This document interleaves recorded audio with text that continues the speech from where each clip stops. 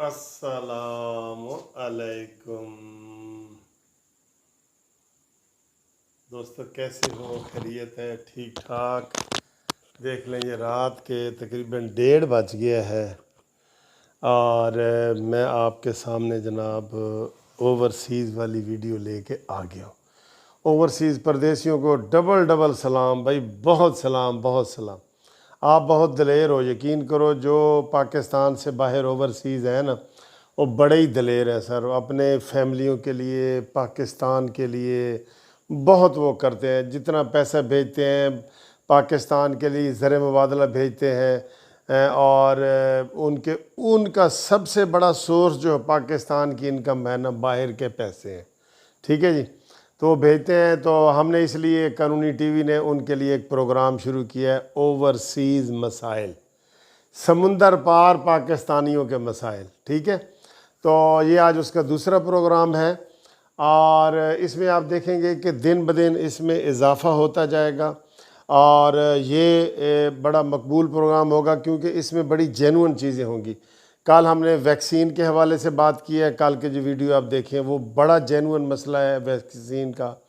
फिर हमने जनाब जो जहाज़ों का मसला है वो है, जो रेड लिस्ट में हमें डाला गया है वो है। ये सारे इज्तिमाई मसले हैं। आज जनाब हमारे एक दोस्त है मलिक रब नवाज साहब, ठीक है जी, उनका असल तल्लुक़ तो खुशाब से है लेकिन वो सऊदी अरब में है। उन्होंने हमें एक मसला भेजा है और बड़ी खुशी का इजहार किया है। हाँ, पहले मैं ये बता दूं कि बाहर से काफ़ी लोगों ने मुझे कहा है कि सर ये बहुत अच्छा प्रोग्राम है और ये इसलिए लेट नाइट किया है क्योंकि बाहर सारा टाइम का मसला होता है।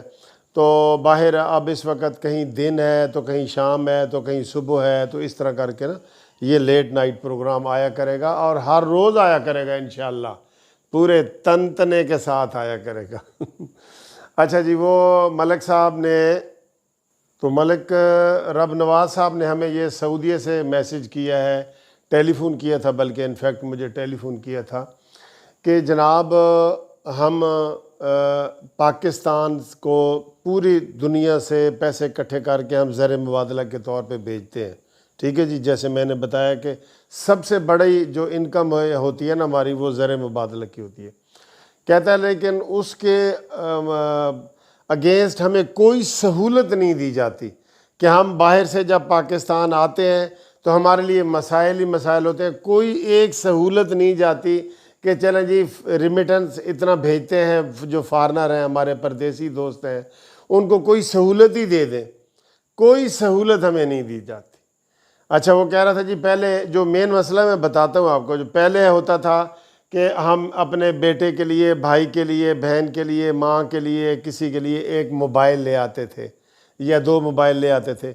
अब वो गवर्नमेंट ने पाबंदी लगा दी है। अब हम एक मोबाइल भी बाहर गिफ्ट के तौर पे नहीं ला सकते। इधर हम लाएंगे तो 20,000, 25,000, 30,000 मोबाइल के हिसाब से ना वो जुर्माना हो जाता है। ठीक है, ये तो उन्होंने बात की है और ये इसी हुकूमत ने शुरू किया है कि जितनी पाबंदी लगा दी है, पहले ये पाबंदी नहीं थी। एक बात। दूसरी बात जो उसने की है ना, जिसके लिए ये मैं वीडियो बना रहा हूँ, वो ये है, उन्होंने कहा है कि हम चलें जी गिफ्ट वगैरह वाला वो उसको भी अभी फ़िलहाल छोड़ दें।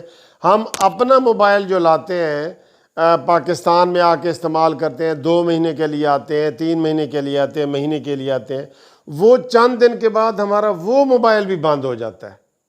जो हम बाहर से अपना, सिर्फ अपना ज़ाती मोबाइल, वो बंद हो जाता है। हमारे सारे बैरूनी जो है ना वो राब्ते ख़त्म हो जाते हैं।